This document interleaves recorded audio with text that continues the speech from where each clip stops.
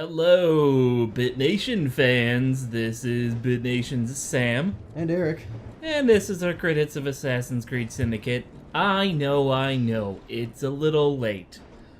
But, you know, shit happens. So fuck you and deal with it? This is as soon as we can get our hands on it. Jeez. Yeah. Alright, I have decided to start off in the train hideout. This is, you can access the gang upgrades, which are pretty boss. I would always recommend that you start with this tree, the Swindler, but specifically the black market and the investor trees, because the black market ones lower how much you have to pay for stuff, and the investors upgrade how much you get at your train. So you make a lot of money real quick. As you can see, like 15,000, that's a pittance. Sometimes when I go to my train vault, I've got like 70,000 sitting around. Oh my. Okay, so each one of these is just a different way of doing this? I mean... A different way of getting more money, yeah. Mm-hmm. Okay. And then there's other upgrades, little rooks, so you can get little kids that steal shit and then give you free shit. Delivery service and bombs, so there's more of that shit sitting around the city. Bribe the police so they look the other way. And then this one, the gangs are so scared of you they won't even fight you. So these are world upgrades as opposed to personal upgrades for your character. World upgrades for your gang. And this helps you fight the different gangs that you encounter within the world? Yeah, it upgrades your gang guys so that they can help you better. This is the main car where your fucking money's at. Right now it's empty because I just collected it. This is your board of the Templars. You can access the memories. Sequence 7 and 8 are the one, and then 9 where you go after the guy are the only two I have left. There's Jacob sitting around in his assassin outfit looking all boss. So in this game, you actually play as both of them. You switch off in between? Yeah. At will? No. There are missions that are specifically for one or the other, and then there are ones that you can just switch off at will. Like right now, there's a mission on here that's just for Jacob because it's a letter for him. Mostly Jacob runs the parts of dismantling the Templars' empire, and she goes after the Shroud of Eden, whatever the hell that is. Some precursor tech. So, as opposed to all the other Assassin's Creeds, where your HQ is something that's static, this is completely and entirely different. It's yeah. Okay. It's constantly on the move unless it stops at a station, and you can get off at any time. You have access to the black market dealer right then and there. You have access to your upgrades here. As you can see, I have the second best weapon in the game equipped and upgraded. Oh my. And I don't know how to unlock that bad boy. Look, this is your attack, defense, stealth, lethality, and stun, and then all your upgrades. Is this the way that it was presented in previous games? Like, could you see your stats? And I'm doing air quotes here, stats in previous games? Not all of them. I mean, I remember being able to tell, like, oh, okay, this weapon could do this much damage, and this one can do this much. Some of them, like I said, they bring things away and take them back depending on the game. Like in Assassin's Creed Revelation, that was the one and only thing that had the ziplining shit until this game brought it back. So now there's two of them. This game did not bring back the stalkers that were in Assassin's Creed Revelation and Rogue, but it has, you know, like they take elements away and bring them back, blah, blah, blah. You had the three, as far as weapons go, you have the 3 different weapon types. The blade, the sword cane, and then the brass knuckles. Evie starts off always using the sword cane, and then Jacob always starts off with the brass knuckles, but then they can both either use their favorite type, go to one of the other ones. Like for now, I keep her with the sword cane, and I give Jacob the sword because I just like watching him stab people. With a kukri. Yeah. Alright.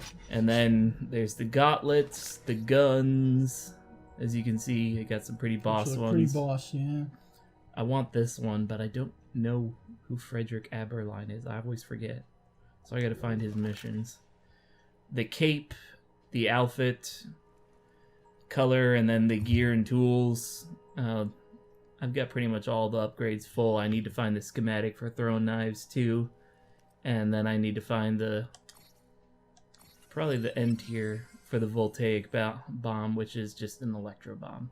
Oh no, I can upgrade it right off the bat. So this game looks rather nice. You think it's a step up from Unity, or do you think it's around the same? Way better than Unity. Unity was trash compared to this. The storyline is better. It makes way more sense. Like in Unity, okay, the assassins have their shit together, but they're just kind of sitting around picking their noses, not wanting to fight with the Templars, and in general trying to make peace with them. Whereas in this one, and the Templars are in disarray and shitty, and Arna's like, but I love the Templar girl, I want to be her boyfriend. Like, no, shut up. You don't want to be with the Templars. The Templars are assholes. In this one, the guy makes it pretty fucking clear that he's an asshole, and he has complete and absolute control over London, and the twins are like, no, dog, we're gonna fight that, okay? Fuck you.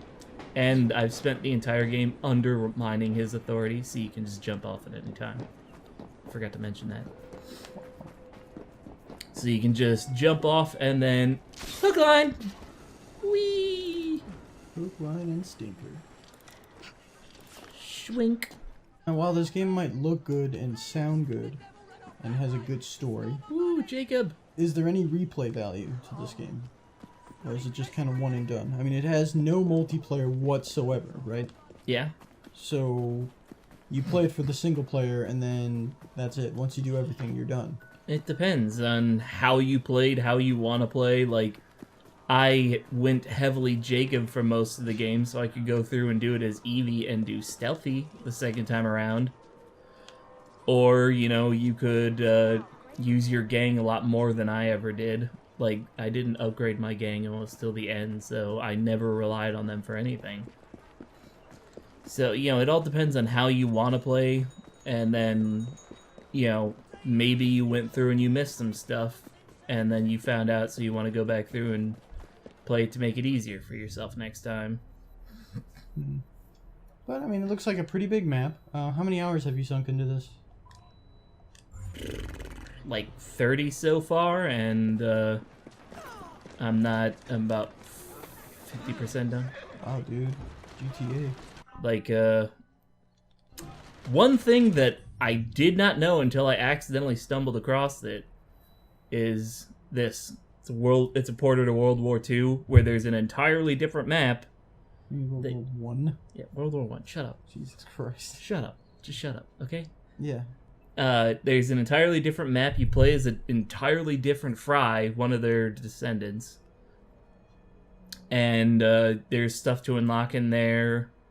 And as you play through it, every time you do an objective, Juno, who, if you remember, was released at the end of Assassin's Creed 3, she transferred her consciousness into electricity so that she could survive forever. She's got some master plan, and that's what the future story is about. Her master plan to reassert her control over humanity, because her race, the precursors, created humanity, so she believes she has a right to it. So, playing through the World War One, it just gives you more storyline about her and her plans, and it's just fun to, do World War II or World War One, because, there's fighting Zeppelins and taking out German spy rings and shit. It's fun. Wow, man. Now, is that map as big as this one, or is it considerably smaller? Considerably smaller. But have you done all the missions on that side? As far as I can tell, unless there's more to be unlocked as I level up, I'll keep going back every now and again. But there's also a bunch of chests that I haven't found, so I might go back anyways. And are there, as far as just this regular story world is concerned, what is the modern the modern age story looking like over on this end? Do you spend much time outside of the animals? Nope. As far as I can tell, I've spent the beginning and then twice more outside of the Animus, and it was only as cinematics. I didn't have any control, I wasn't allowed to do anything. It was purely to inform me of what Sean and Rebecca were doing now that, you know, Desmond is dead. You know. They were part of his team, and since he's dead, they're just like doing their own assassins thing. So as the games have gone on, have they been showing less and less of that? Yeah, but from what I was to understand about this one, they're going to bring that back. Because they're working up to bringing Juno into the world so that she can do some master plan to wipe out the human race. Die, bitch. Nice. Now, onto the gang stuff of the game. Each borough is controlled by a gang leader and then a series of gang events. Templar Hunt, where's another one? Bounty Hunt, and where's the kitty one where they, like, you have to free some kids from slavery? There it is.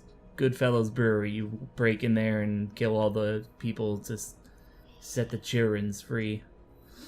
And then, as you can see, there's the gang leader, Leela Greaves.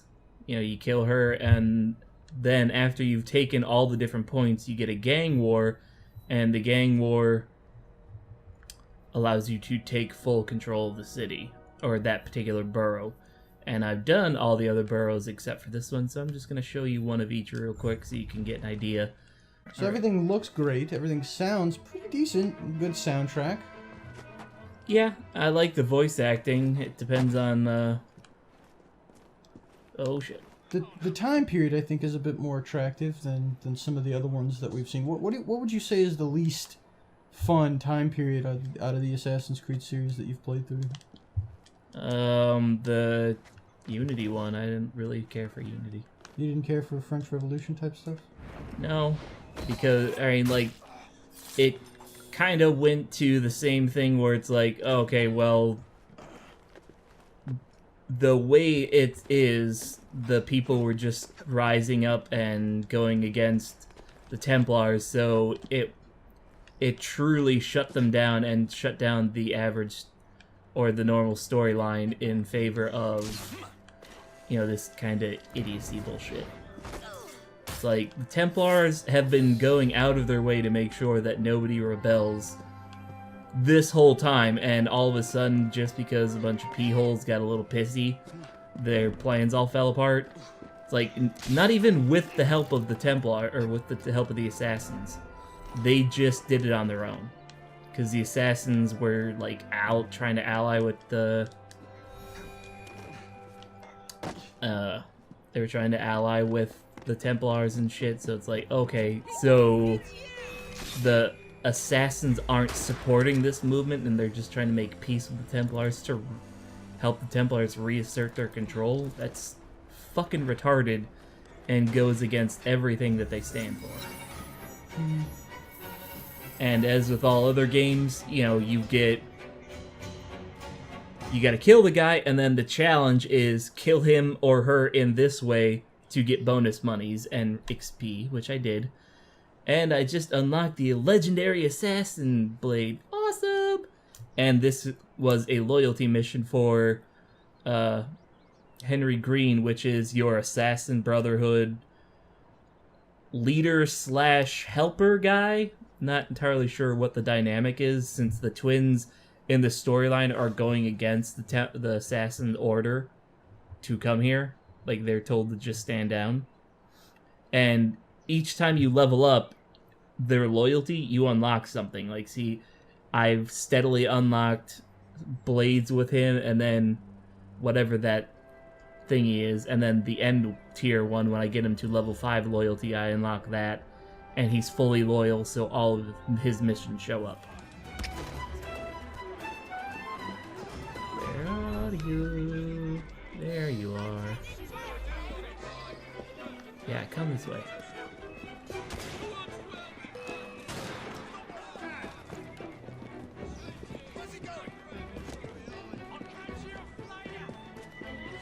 No, you don't. Fuck! Get off my... It's the best cocoa powder in the world! You're not getting away from me, you little bitch. Wow, that was a head-on collision. Yeah, and I'm in a giant fucking carriage, man. Dude, you guys should exchange insurance cards, man. Oh, fuck. You'll pay for that. Oh, shit. Don't you guys know this is the best cocoa in the world? I have fully upgraded, bitch. You can't get away from me.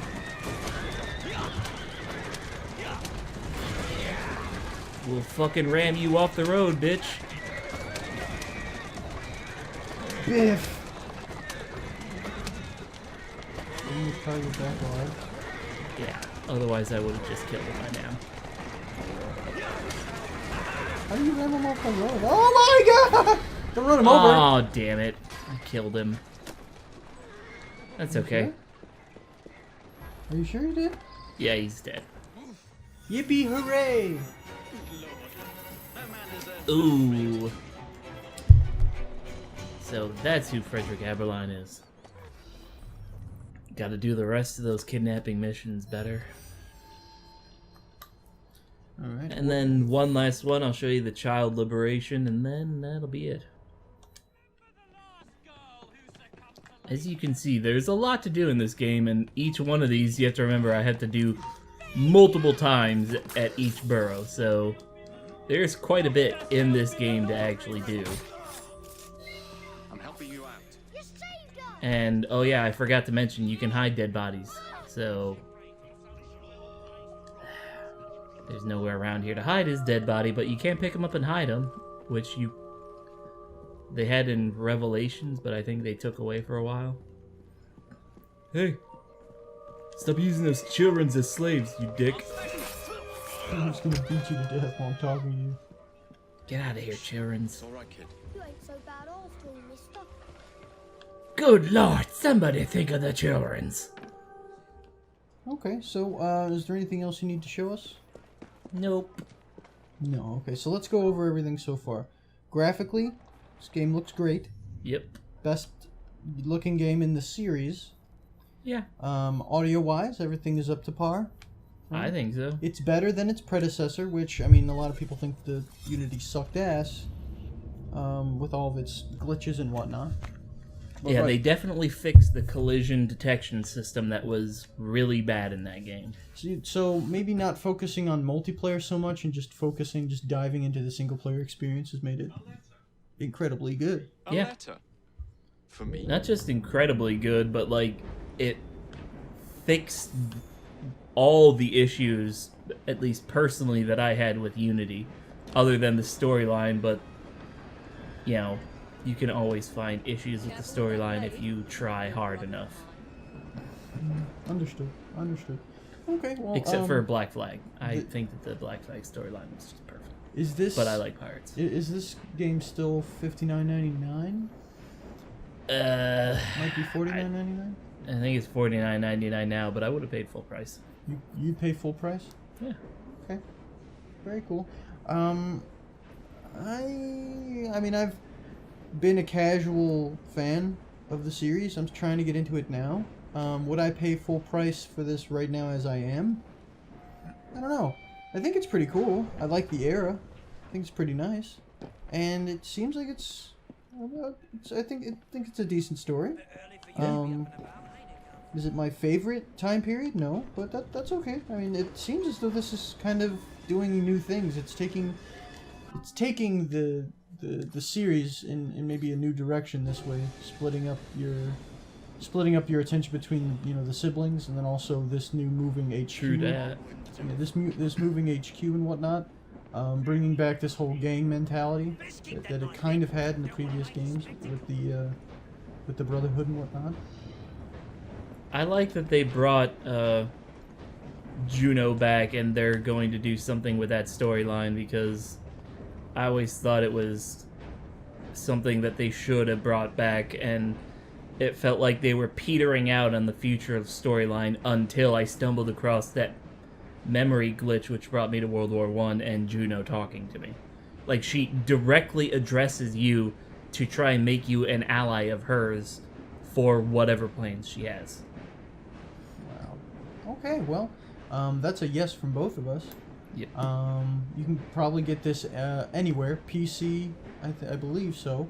And on both Xbox One and PS4. Yep. From all of us here at BitNation, my name's Eric. And Sam. Thank you very much for watching. Peace out. Peace out.